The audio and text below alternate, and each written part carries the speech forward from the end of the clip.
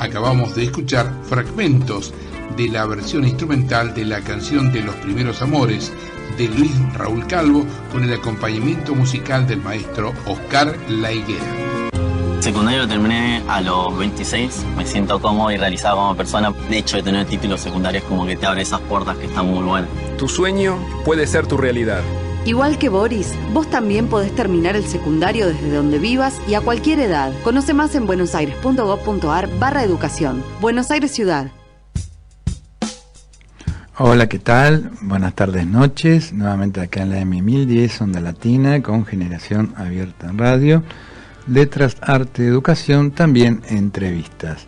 Nuestros teléfonos 4372-2841, 4372-3061 y contestador automático 2150-6184. Nos acompaña en la operación técnica Fabricio Guerrero. ¿Qué tal, Nora? ¿Cómo estás? ¿Qué tal? Buenas tardes, noches a todos nuestros oyentes. Una alegría compartir un nuevo programa de Generación Abierta en Radio, con muchas novedades, algunas lindas, otras tristes para comentar en el día de hoy. ¿No es así, Luis? Así es, sí, sí. Una de ellas es quizás la muerte, ¿no?, de Vicente Citolema, un poeta amigo tuyo, abogado, bueno, amigo de muchos aquellos que también lo admiramos, ¿no?, y que compartimos momentos de lectura. Abogado, militante de los derechos humanos y la lucha nacional, murió ayer a los 83 años, defensor de reivindicaciones sociales. Tuvimos el gusto de tenerlo en varias entrevistas para nuestro programa radial Generación Abierta. Me acuerdo que cuando vos lo presentabas, muy bien, él añadía hincha de la academia de Platón, ¿te acordás? Sí, sí. Decía que no, entonces vos decías, en la última entrevista justamente que fue el año pasado, vos le dijiste, bueno, a partir de ahora te voy a agregar esta forma de presentarte. Bueno, un hombre sencillo, de muchísimas cualidades, fundador de varias revistas, ¿no?, de cultura, como Cultura y Utopía, editada por la Universidad de las Madres de Plaza de Mayo. Fue uno de los fundadores de la Casa de Estudios que se gestó durante varios años hasta concretarse en el año 2000. Antes de dirigir Cultura y Utopía ya había fundado Talismán, una de las publicaciones más emblemáticas del surrealismo argentino. Trabajó de la mano de Julio Cortázar, Rodolfo Walsh en Liberación y Nuevo Hombre. También en Crisis, cuando Eduardo Galeano y Haroldo Conti escribían en esas páginas. Junto con Cortázar y otros intelectuales y artistas argentinos que se exiliaron a Europa, durante la última dictadura cívico-militar denunció las torturas y desapariciones y fue, entre otras cosas, parte de la Comisión Argentina de los Derechos Humanos, que también integraron el abogado Eduardo Duhalde, el escritor David Viñas y el periodista Lipio Paoletti. Uno de los perfiles quizás más reconocidos fue también el de poeta y dramaturgo. Se exilió en Holanda y de ahí escribió múltiples obras en las que testimonió el sufrimiento por las persecuciones y la organización para la resistencia, que fueron un aliento de esperanza. ¿Querés comentar algo, Luis? No, creo que hiciste un buen resumen más o menos de querido Vicente. Añadir que gracias a Vicente, entre otras cosas, pudimos reencontrarnos con Jacobo Figman, poeta, claro, que estaba en el hospital José T. Borda. Él había intentado, ya lo dijimos varias veces, pero es bueno repetirlo, había intentado encontrarlo desde la parte administrativa y no tuvo éxito, y tiempo después dijo, voy a ir directamente a conversar con algunos de los pacientes que están internados, y así fue efectivamente como de ese modo uno de los pacientes le dijo, mire, debe ser ese señor que está siempre leyendo en la biblioteca.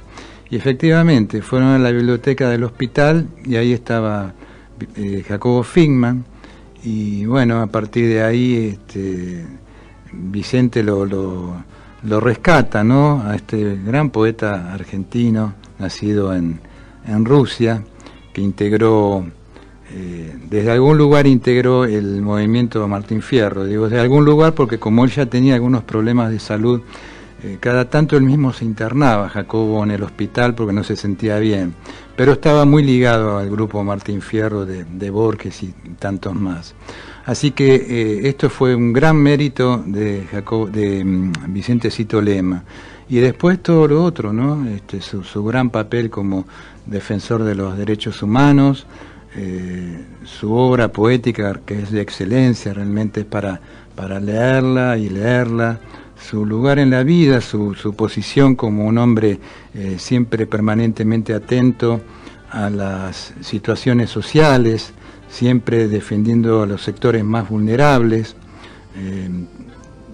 Tenemos obras, aparte como dramaturgo, hemos podido estar en varias de ellas, algunas ligadas a Evita. La última, ¿te acordás que comentó acá? Fue Memoria y Peste y Memoria. Claro.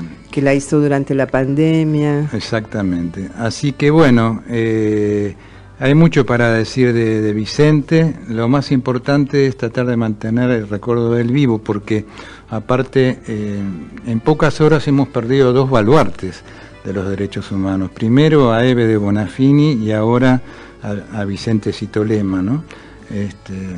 Dos personas muy comprometidas con nuestra sociedad y se los va a extrañar realmente. Así que es bueno seguir manteniendo mantener en viva el pensamiento, ¿no?, que ellos nos dejaron y que es tan importante para seguir manteniendo una sociedad realmente justa, ¿no?, y reivindicativa como ellos lo postularon. Le mandamos un gran cariño a Regine, su compañera, con quien nos veíamos muchas veces en la Universidad de las Madres, cuando justamente Vicente fue rector de la Universidad de las Madres de Plaza de Mayo. Hay una entrevista que estamos subiendo que justamente le hicimos a Vicente allá en el año 2000, que fue posterior a otra, que también es muy importante, que tenemos que ver dónde está, porque en la anterior él habla más del papel de los intelectuales frente al momento que estaba ocurriendo ya a fines de los 90, y esta tiene más que ver con su lugar en la Universidad de las Madres.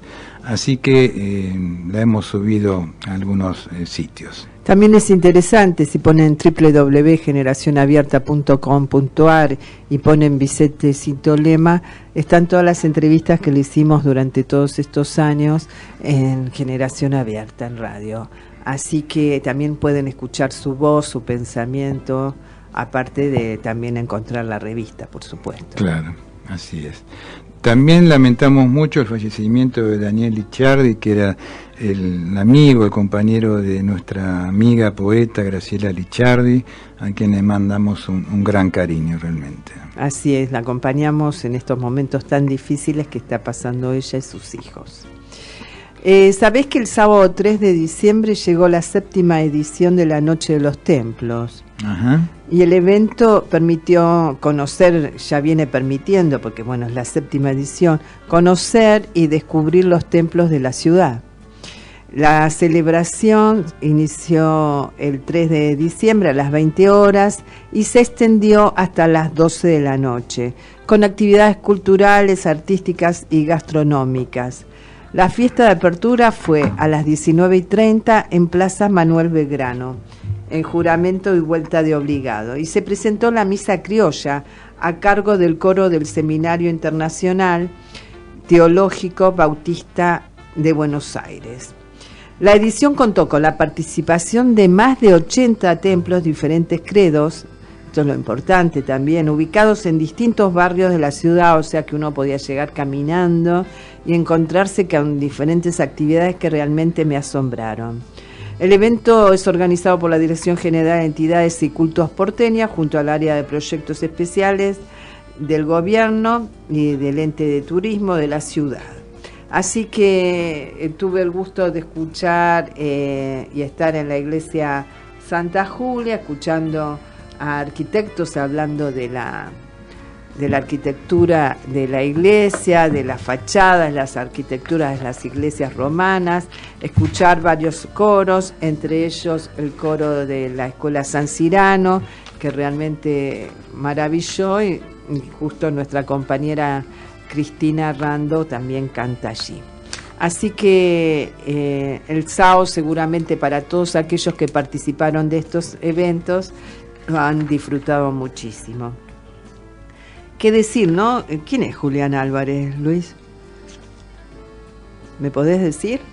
Hay una calle que reivindica el nombre de esta persona que tuvo un lugar importante, ¿no?, en nuestra historia. Sí, pero si uno piensa, le pregunto a alguien, van a decir Julián Álvarez es el jugador, ¿no?, que está jugando ahora en la selección argentina. Bueno, lógicamente, nosotros hemos dicho que es muy importante, que sería muy importante que en las escuelas hubiera un espacio para que los chicos supieran bien los nombres que tienen que ver con nuestro país, ¿no?, con las calles de nuestro país. Algunos para conocer quiénes fueron para bien y otros que también conocerlos que fueron para mal y que uno no entiende por qué llevan esos nombres, ¿no?, en las calles de Buenos Aires. Pero bueno, esto forma parte también de nuestra historia argentina. ¿Por qué algunos sí y otros no? Pero es de verdad, lógicamente estamos en un mundial y este es un país muy, muy futbolero y bueno, todo lo que es popular, lógicamente, si vos preguntás quién es Julián Álvarez, van a decir que es el jugador de fútbol. Así claro. Es. Bueno, aunque hay algunos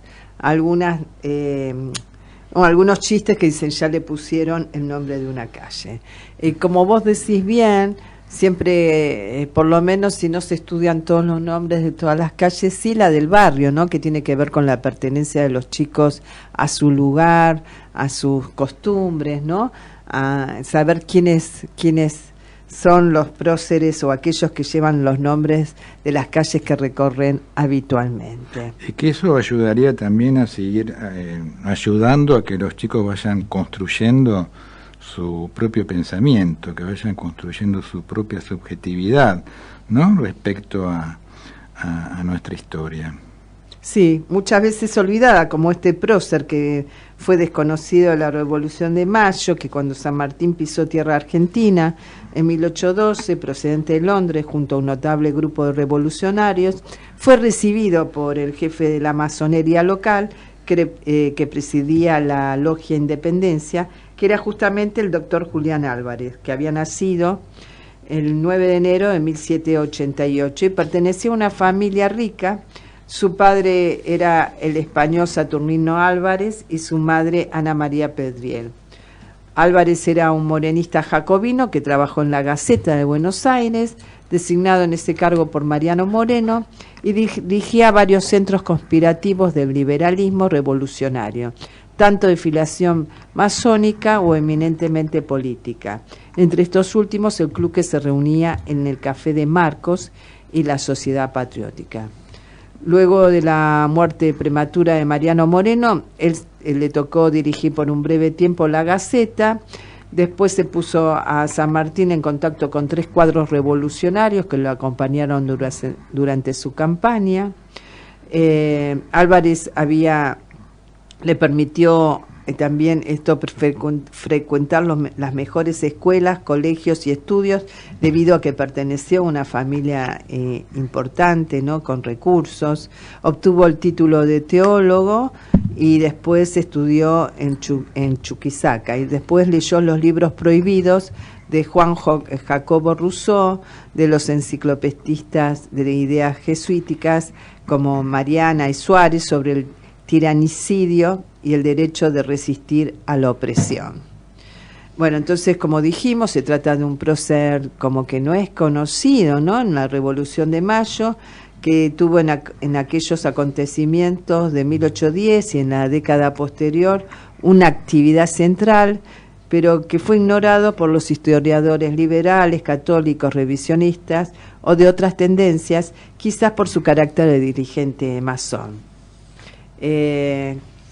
Como nadie es profeta en su tierra, en Uruguay, Julián Álvarez es considerado uno de los padres de la patria y al morir en 1843 hay que destacar que se desempeñaba como presidente de la Corte Suprema de Justicia de la Nación Oriental porque tuvo que huir a Montevideo. Como dijimos, posee una calle en Buenos Aires que está en el barrio norte, pero difícilmente como alguien conozca realmente sus datos. Muy bien. ¿Qué pasa un 5 de diciembre? Bueno, a ver, vamos por parte. En 1791 muere nada más y nada menos que Wolfgang Amadeo Mozart en Viena. El compositor tenía 35 años y la muerte impidió que terminara el Requiem. Había nacido en Salzburgo en 1956 y como niño prodigio asombró a las cortes de Europa. Dejó 41 sinfonías, 27 conciertos para piano y óperas como Don Giovanni y la flauta mágica en un catálogo de más de 600 obras. En 1830 en París se estrena una de las obras claves del romanticismo y de la historia de la música, la Sinfonía Fantástica de Héctor Berlioz. Su autor, tiene 26 años, da una vuelta de tuerca a la forma de orquestar en una sinfonía en la que pasea un leitmotiv a lo largo de sus más de 50 minutos de duración. En 1930, la Real Academia Española acepta el uso de sustantivos femeninos para profesiones. Así, el ente rector de la idioma considera que una mujer no es abogado o arquitecto, sino abogada o arquitecta. ¿En qué año fue eso? 1930. El año en el cual acá en nuestro país padecemos el primer derrocamiento de un gobierno institucional. Hablamos del derrocamiento de don Hipólito de Yrigoyen a costa de Uriburu. En 1950 nace en San Fernando, Cádiz, una de las voces más extraordinarias de la historia del flamenco, Camarón de la Isla. Nacido como José Monje Cruz, tuvo a Paco de Lucía como acompañante en los años 70. Un cáncer de pulmón acabó con su vida en 1992. En 1976, no estamos más cerca, en San Sebastián, en el escenario de Atocha, se juega el clásico entre los dos equipos vascos de primera división. El local, Real Sociedad, y el Athletic de Bilbao. En un hecho sin precedentes, los jugadores salen a la cancha con la icurriña, la bandera nacionalista diseñada por Sabino Arana a comienzos de siglo, que fue prohibida durante la dictadura franquista y que aún seguía siendo ilegal. La enseña fue adoptada como bandera oficial pocos años más tarde, cuando el País Vasco, con España ya en democracia, alcanzó su autonomía. Ya en este nuevo siglo, en el año 2012, 10 días antes de cumplir 105 años, fallece en Río de Janeiro el arquitecto Oscar Niemeyer. Alcanzó celebridad mundial por diseñar Brasilia, la capital brasileña, desde 1960. Adhirió al Partido Comunista y recibió el premio Pritzker, considerado el Nobel de Arquitectura, en 1987, y el premio Príncipe de Asturias en las Artes en 1988. En 2012, también ese mismo año, en la víspera de su 92 cumpleaños, muere David Brubeck, el pianista y compositor. Fue uno de los músicos de jazz más admirados y respetados, sobre todo con su cuarteto, con el que en 1959 grabó su primer disco de jazz, Time Out, que superó el 1.000.000 de ejemplares vendidos. Una barbaridad, sobre todo para la época, ¿no? En 2013, Nelson Mandela muere a los 95 años en Johannesburgo. El líder sudafricano pasó 27 años preso de los supremacistas del apartheid entre 1963 y 1990. Fue liberado y comenzó la carrera a la presidencia que logró en las históricas elecciones de 1994. Algunos de los hechos más significativos, o que tomaron más trascendencia, que ocurrieron un 5 de diciembre como hoy. Ahora vamos a ir al primer tema musical en nuestro espacio, Ricardo Héctor Reyes, que lleva el nombre de nuestro querido amigo que fundó este programa radial, Generación Abierta en Radio, con nosotros en 2007. Un cariño muy grande a Dora, su mamá, que nos escucha siempre. Y entonces vamos al primer tema musical. Estamos con música folk. Michelle Greco con este tema que se llama Fantasma de Media Luna. Adelante, Fabricio. Me noté en Codo a Codo porque quise hacer un cambio de carrera, me abrió las puertas para conseguir becas, para poder trabajar. Tu sueño puede ser tu realidad. Igual que Judith, vos también podés hacer los cursos gratuitos de programación. Conoce más en buenosaires.gov.ar/educación. Buenos Aires Ciudad.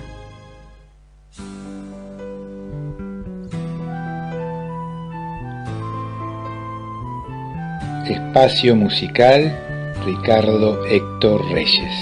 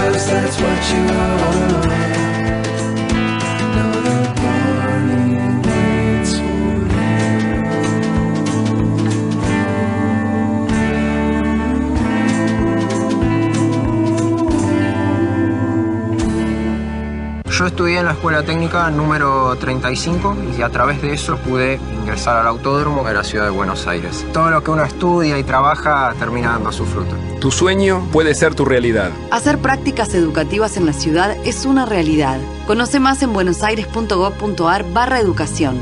Buenos Aires Ciudad. Artes visuales, vanguardias y colectivos artísticos. Buenas tardes a toda la audiencia de Generación Abierta en Radio. Hoy le vamos a hacer una entrevista al artista visual May Meroño, que el pasado 30 de noviembre inauguró una muestra en Espacio I, lugar cultural, una muestra realmente muy interesante que se llama Construcción de Recuerdos. ¿Qué tal, May? ¿Cómo estás? ¿Por qué no le contás a la audiencia de Generación Abierta en Radio por qué Construcción de Recuerdos? Y bueno, primero que nada, muchas gracias por el espacio. Muy agradecida a Generación Abierta por esta entrevista. Y bueno, respondiendo un poco a tu pregunta, Construcción de Recuerdos viene, digamos, el título viene por, más que nada, es bastante literal, porque, bueno, viene de larga data. Yo siempre me obsesiono por la parte olvidada, por qué el cerebro elige a veces recordar algunas cosas y olvidar otras. Y me empezó a pasar que veía fotos del álbum familiar y no recordaba haber estado ahí, o qué era, o dónde era. Me empecé como a obsesionar con esa parte de la historia familiar, y después empecé a hacer un recorrido por el linaje femenino de la familia, sobre todo de la parte materna, pero bueno, luego empecé a incursionar también en la parte paterna del linaje femenino, y empecé a unir estas imágenes de mis olvidos, donde yo estaba o donde yo estaba participando sin recordarlo, y estas otras imágenes del álbum familiar de las mujeres de la familia. Entonces empecé como a crear, a inventar un nuevo álbum familiar en donde yo esté incluida. Por eso se llama un poco construcción, porque es como construir una nueva historia a partir de todas estas vivencias un poco olvidadas, un poco recordadas así aleatoriamente como solemos recordar, ¿no? May, algo muy interesante que me gustaría que le cuentes a la audiencia es la diversidad de materialidad en la que trabajas en tu muestra. Por un lado, trabajas con cajitas de madera, distintos elementos, tela, tu propio cabello. Por otro lado, trabajas el arte textil. Y por otro lado, el tejido fotográfico. Entonces, me parece que hay un entrecruce de materialidades que hace muy rico este discurso, este soporte de obra. ¿Podés contarle a la audiencia qué significa o cómo es en vos de pronto este proceso de trabajar las distintas materialidades?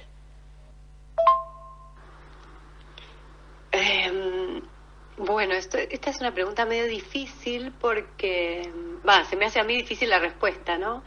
Porque las materialidades un poco van... yo me enamoro mucho de los materiales, de la madera, de los papeles con los que imprimo las fotografías, o el aluminio, incluso mi propio pelo. Es algo que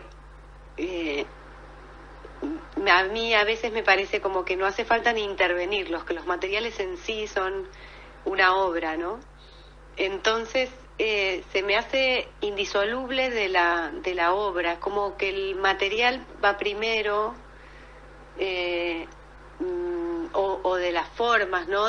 Por ejemplo, los entramados y los tejidos fotográficos. Empecé con algo más plano, luego empecé a hacer con volumen, después ya me pasé a una esfera, y ya como que la materialidad misma me va dando esto que yo quiero mostrar. Es como si fuera una... no me gusta mucho la palabra sociedad, pero en este momento no encuentro otra, que se asocian y se vuelven indisolubles, como que no es algo que yo premedito, ni es algo que yo elijo per se, pero sí es algo que se transforma en el momento creativo.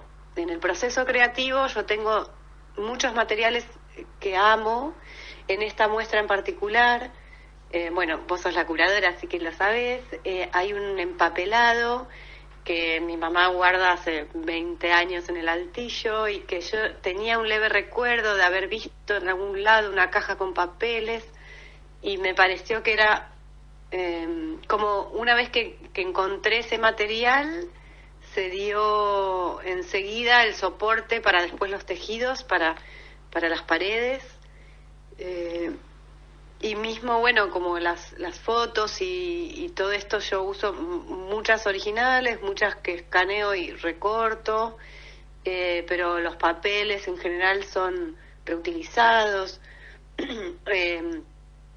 Digamos que toda materialidad, no sé si soy clara. Vos sos una artista feminista, activista, defensora de los derechos de la mujer, de las conquistas conseguidas, de todas las conquistas que aún nos faltan conseguir. Venís trabajando con esto hace tiempo. Mi pregunta específicamente es, ¿qué grado de influencia ha tenido o tiene el feminismo en las distintas materialidades que usás para tu corpus de obra? Porque de pronto en tu obra hay diferentes relatos con diferentes soportes y materialidades. Entonces, el feminismo en sí, ¿cómo opera en cada uno de estos relatos con estas materialidades? ¿Sí? ¿Cómo dialogan entre sí estas materialidades, tu obra y el feminismo?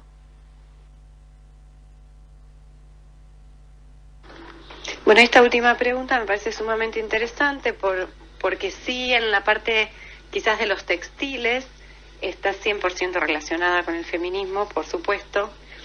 Primero porque cuando pedí los trapos que hayan sido usados para limpiar dentro del hogar, el 100% de los trapos que me llegaron fueron de mujeres. No es que yo haya pedido mujeres que hayan usado trapos, sino, bueno, solamente con la respuesta que tuve de 100% de mujeres que me donaron sus trapos, da cuenta de que nosotras lo que decimos del feminismo es cierto, que es lo que pasa, que el 90% de los hogares está sostenido por mujeres, que el 90% de los hogares, el cerebro de la casa es la mujer que sabe todos los horarios de todos los integrantes y todas las integrantes, que tenemos toda esta carga mental de horarios de comidas y encima doble jornada laboral, porque además trabajamos afuera o adentro, ¿no? Las emprendedoras también encima trabajan dentro del hogar, entonces todo se suma y todo se vuelve una carga que, bueno, que con estos vestidos es un poco, sobre todo por ahí también zapatillas y zapatos, ¿no? Sobre todo como para visibilizar esto, pero a la vez revelarnos un poco y mostrar que no estamos hechas para esto, que no es nuestro lugar, que más allá de que después lo elijamos o no, me parece muy importante decir, esto es algo que han inventado para nosotras y que nosotras lo hemos creído y que no lo creemos más. Y está claro que el feminismo ahí irrumpe dentro de mi vida para develar algunas respuestas, pero para generar más preguntas. Y esto es lo que me parece que las artistas hacemos y con este trabajo creo que bueno, que con Adri, como con vos, Adri, como curadora y hemos realizado un concepto claro que me parece que está bueno para la gente que va y mira y le genera algunas preguntas para hacerse en su vida y por ahí lograr cambiar algo, ¿no? Bueno, May, nos despedimos y mucha suerte con tu muestra, que realmente es muy bella. Invitamos a la audiencia de Generación Abierta que la puedan ir a visitar a Espacio I, Lugar Cultural, Mansilla 2982. Gracias. Bueno, muchas gracias a vos, Adri, por todo, por el acompañamiento, por la curaduría y la mirada final después del montaje de la muestra Construcción de Recuerdos. Muchas gracias a Cristina Oliver y por supuesto muchísimas gracias a Generación Abierta por esta entrevista, por este espacio y por siempre estar difundiendo el arte. Bueno, muchas gracias. Nos vemos la próxima. Tan lejos, tan cerca. Un programa que le saca las joyas y el traje de gala a la cultura para caminar con el nervio vivo de lo social. Por Radio Rebelde, AM740, tan lejos, tan cerca. Los lunes de 18 a 19. Conducción Maximiliano González. Seguimos acá en la M1010 Onda Latina con Generación Abierta en Radio. Muy interesante la entrevista que Adriana Gaspar le hizo a May Meronio, que es una estupenda artista visual, en este lugar tan emblemático acá en la Ciudad Autónoma de Buenos Aires, como es el Espacio y Lugar Cultural, que dirige nuestra amiga Cristina García Oliver. Muy interesante porque aparte, bueno, tiene que ver con justamente, ¿no?, toda esta problemática actual y todo este momento tan importante para la mujer, la reivindicación de los derechos, ¿no? Y cómo desde el arte, cómo también desde lo particular, en el cual la artista en este caso toma aspectos que tienen que ver con su propia vida, ¿no?, puede relacionar aspectos que hacen en realidad a todas las mujeres, ¿no?, a la mayoría de las mujeres. Así que realmente una muestra realmente para hablar. Así es. En Poetas y Movimientos en Poesía siempre nos interesa mucho tomar a autores, algunos fallecidos, ¿no?, que nos permiten de pronto conocer no solamente su obra, sino también su pensamiento. Muchas veces al ingresar a los tomos de la Fundación Argentina para la Poesía nos da esta posibilidad porque hay un cuestionario en el cual el poeta se refiere a aspectos que hacen a su obra, al contexto social en el cual escribe, su literatura, las influencias. Y también nos interesa mucho los autores contemporáneos, ¿no?, aquellos con los cuales también uno interactúa. Hoy nos va a acompañar Inés Legarreta, nacida en Chivilcoy, provincia de Buenos Aires, en el año 51. Actualmente continúa residiendo allí, profesora de literatura, castellano y latín, narradora y poeta, coordinó talleres literarios de escritura y lectura en Chivilcoy desde el año 83 hasta el 2003, codirigió desde 2005 hasta el 2012 la revista literaria Redermaus. En 2014 coordinó con la sede de Artistas Premiados Argentinos el ciclo Narradores Argentinos en APA junto a Irma Berolín. La aparición de sus libros en general siempre viene precedida por alguna distinción, algún premio. Por ejemplo, en El Bosque obtuvo el premio Iniciación de la Secretaría de Cultura de la Nación, la Faja de Honor de la SADE. En 1997 publica su segundo Deseo, el que mereció el tercer premio de literatura del Gobierno de la Ciudad de Buenos Aires y una mención de honor en el premio Ricardo Rojas. En el año 2000 le otorgaron la medalla de plata como mujer destacada bonaerense. En el año 2004 publicó La Dama Habló, que mereció el premio único del Gobierno de la Ciudad de Buenos Aires. En 2008 y 2010 publicó las novelas El abrazo que se va y Tristeza de verse lejos. En el año 2012 publicó La turbulencia del aire y en 2014 el libro de sueños La imprecisa voz que me sueña. En 2015 recibió la medalla de oro como mujer destacada bonaerense. En el año 2016 publicó el libro de poemas La puntada invisible, por el que recibió el segundo premio de poesía de la Fundación Victoria Ocampo y mención de honor en el Concurso Nacional de Poesía Adolfo Bioy Casares. Ya en 2018 publicó los poemarios El Jardín Desconocido, el cual recibió mención de honor en el Concurso Nacional de Poesía Adolfo Bioy Casares. En 2019 publicó el poemario Un amor doméstico y oscuro, y en el año 2020 publicó las novelas Un abanico que apenas se abre y Una luz que no daña ni enceguece.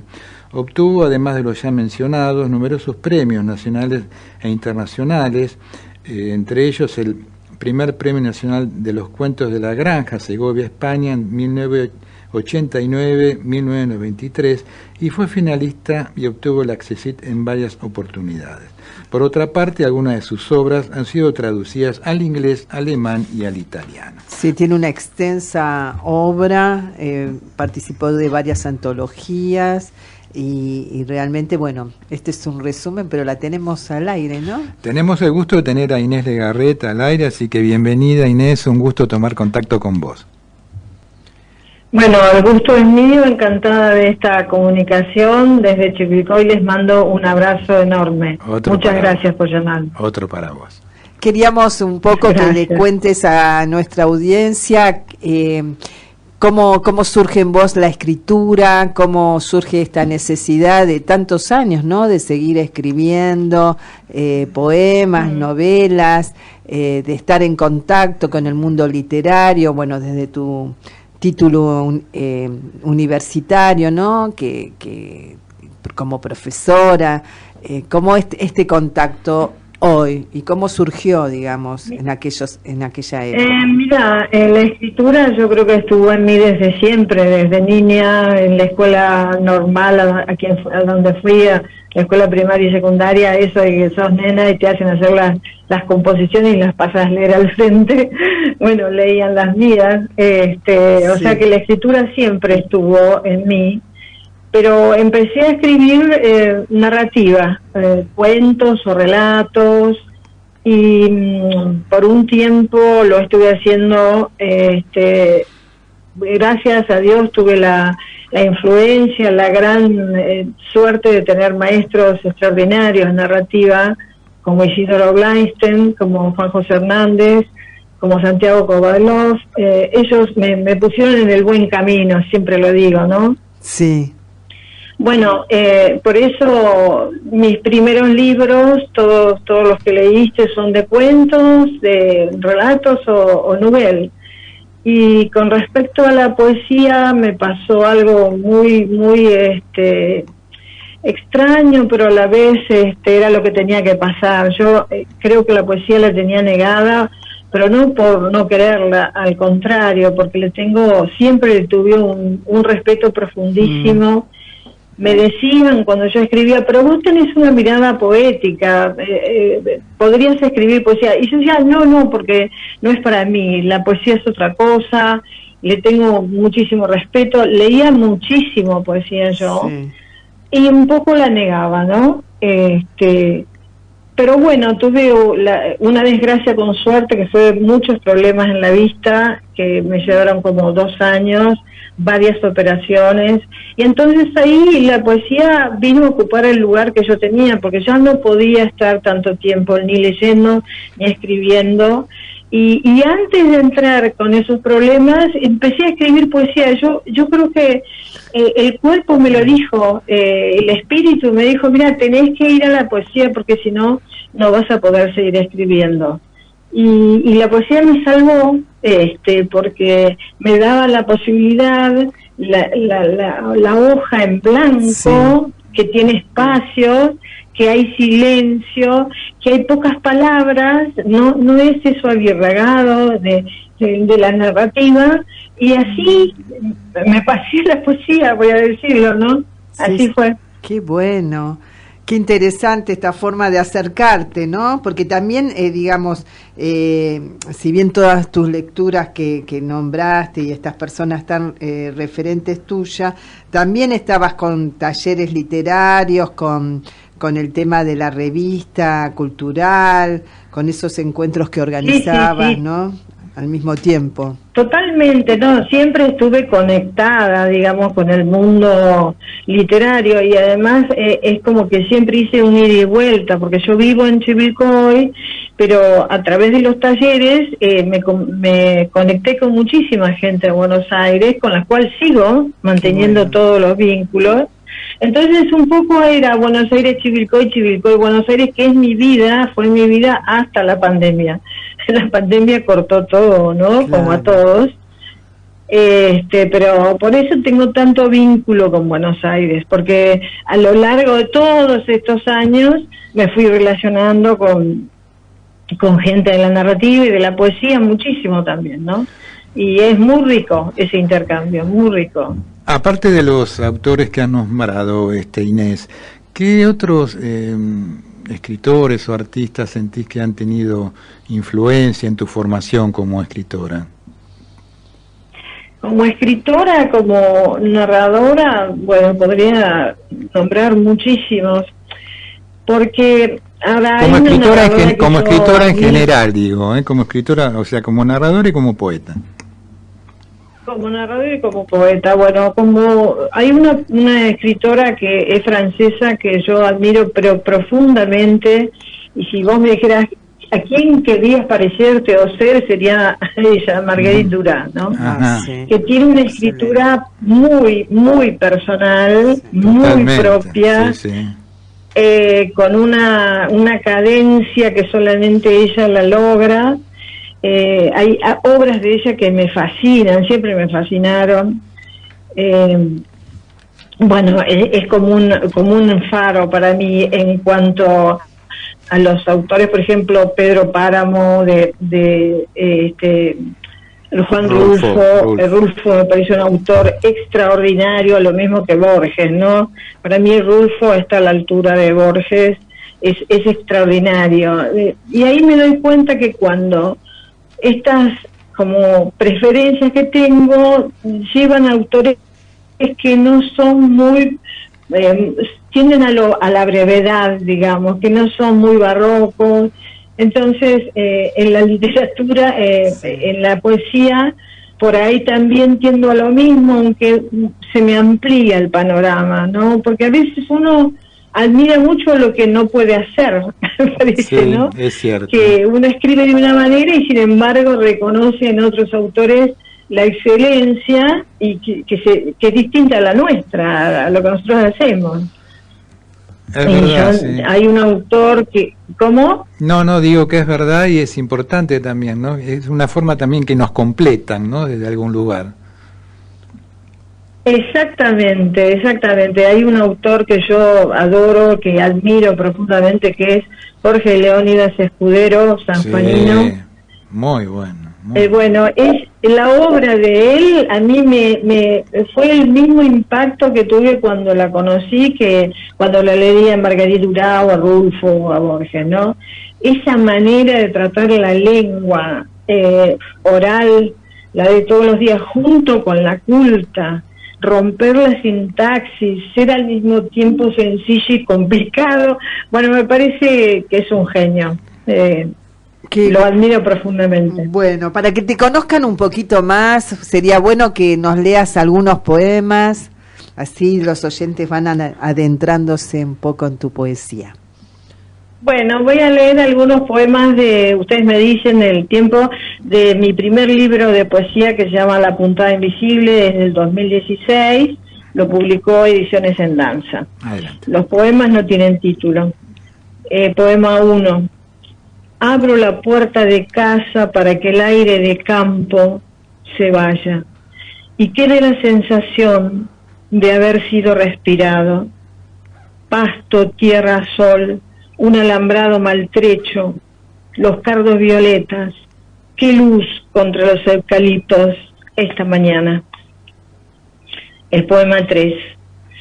El olor triste de unos sillones me deja pensando en mamá y en mí, como dos mundos que no tuvieran más que sol o niebla y se entregaran al abandono o la quietud.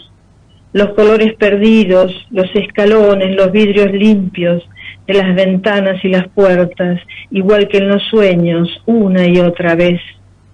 Había tantos cuartos y habitaciones y una escalera deslumbrante para las niñas de la casa.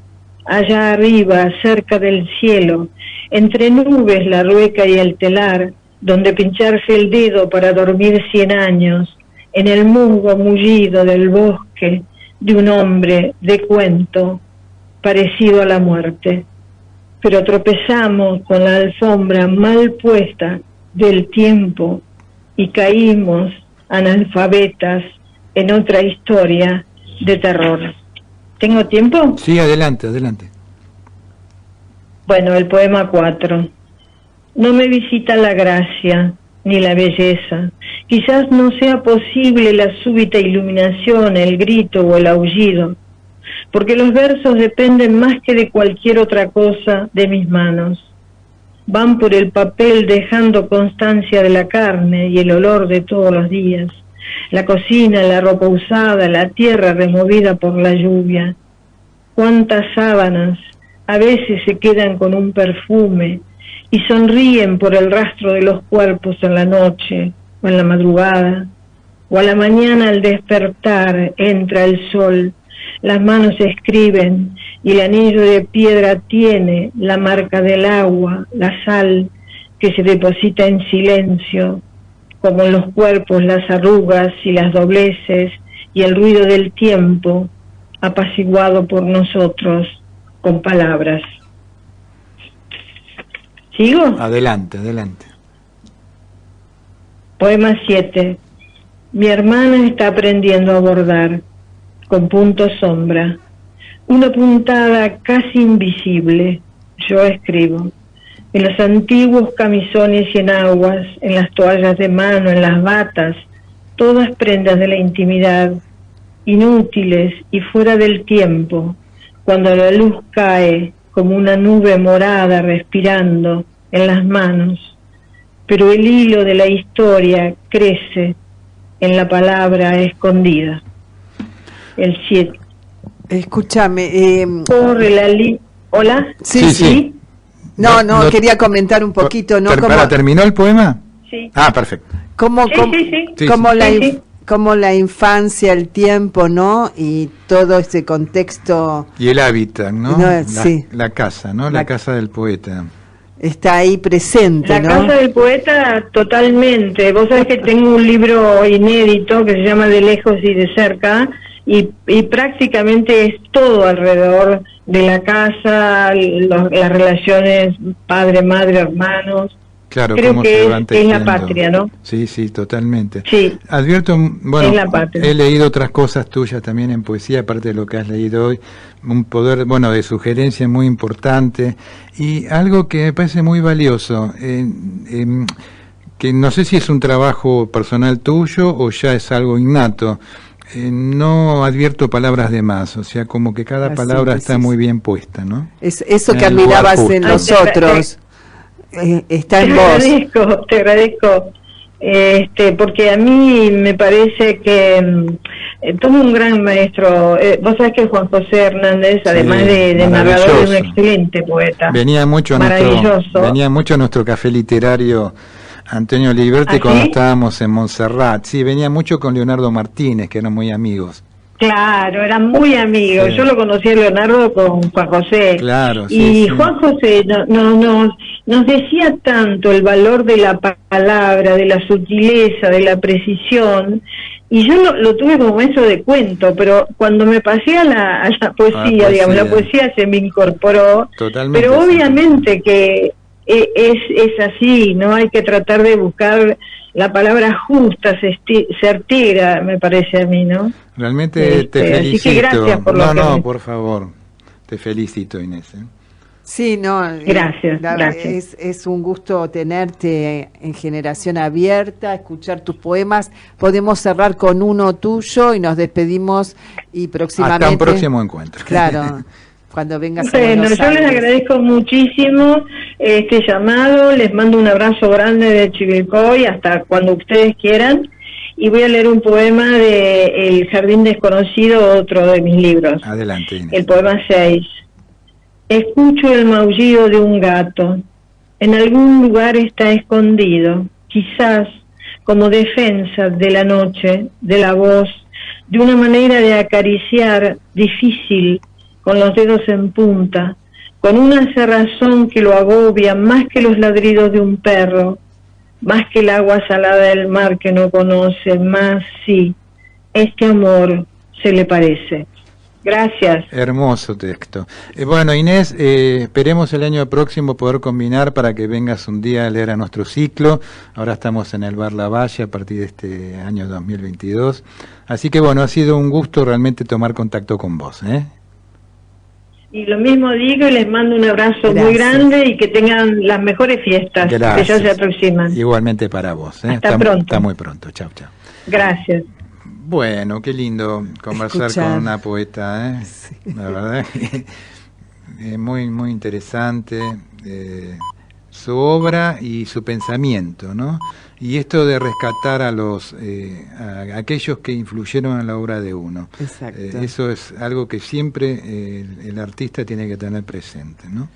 Bueno, nos vamos yendo, le agradecemos a Fabricio, como de costumbre, por todo su apoyo y colaboración en la parte técnica, y nos vamos hasta el próximo lunes. Recordando que compartir los sueños es algo digno para celebrar. Muchas gracias. Desde la Ciudad Autónoma de Buenos Aires transmite AM 1010 Onda Latina.